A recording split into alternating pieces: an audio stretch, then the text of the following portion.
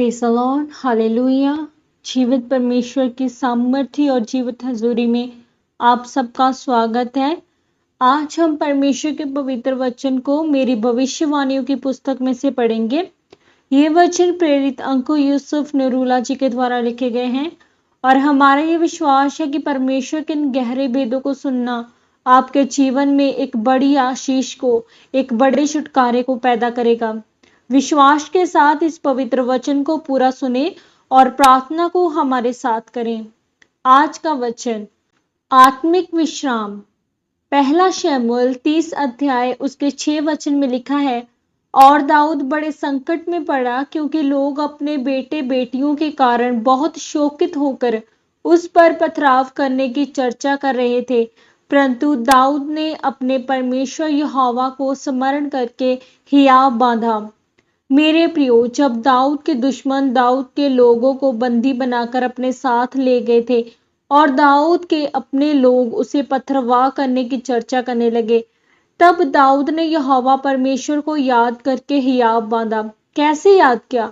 उसने अपने वचनों के द्वारा याद किया कि चाहे मैं घोर अंधकार से भरी हुई तराई में होकर चलूं, पानी में से होकर चलूं, तो वह मुझे डुबा ना पाएंगी और मैं हानि से ना डरूंगा क्योंकि तू मेरे साथ रहता है।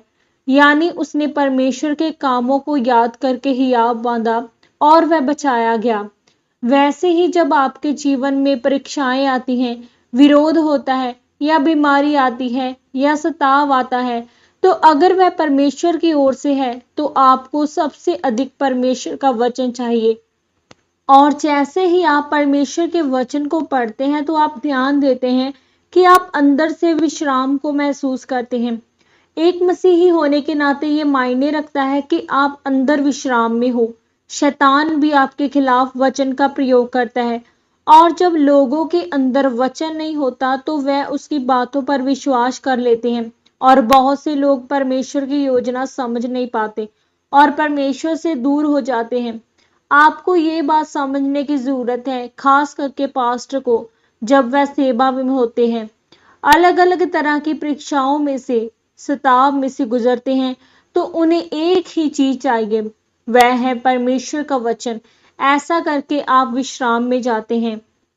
और जब ये विश्राम आपके जीवन में या आत्मा में नहीं जाता है तो बाइबल कहती है कि आप बड़े बड़े काम नहीं कर सकते हैं।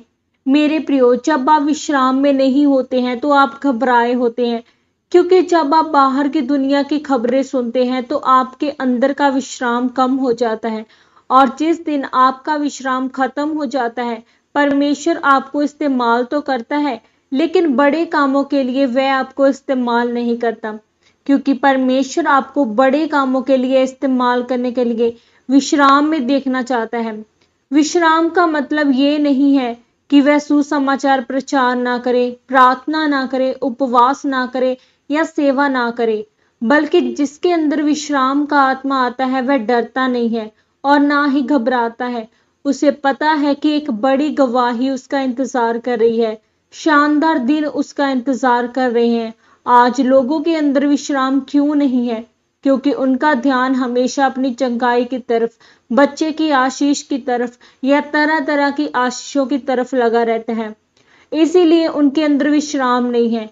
आज अगर आप भी परमेश्वर से आशीषों को लेना चाहते हैं और बड़े बड़े कामों को करना चाहते हैं तो आपको अपने आप को विश्राम में रखना होगा। आमीन। प्रार्थना। आइए हम मिलकर इस प्रार्थना को करें। सर्वशक्तिमान परमेश्वर, इस वचन के लिए मैं आपका धन्यवाद करती हूँ और प्रार्थना करती हूँ कि आप मेरे अंदर से दुनियावी बोझ निकाल कर मुझे आत्मिक विश्राम को दे, ताकि मैं आपके कामों को कर सकूं। प्रभु यीशु मसीह के सामर्थी नाम में आमीन, आमीन और आमीन। आज के इस पवित्र वचन के द्वारा परमेश्वर आप सबको बहुतायत से आशीषित करे। सबको जय मसीह की। ऐसे ही परमेश्वर के पवित्र वचनों को हर रोज सुनने के लिए हमारे YouTube चैनल को सब्सक्राइब कर लें और बेल नोटिफिकेशन बेल को भी ऑन कर लें, ताकि हमारी आने वाली वीडियो का नोटिफिकेशन सबसे पहले आपको मिले और आप परमेश्वर के पवित्र वचनों को सुनकर आशीषित हो पाएं।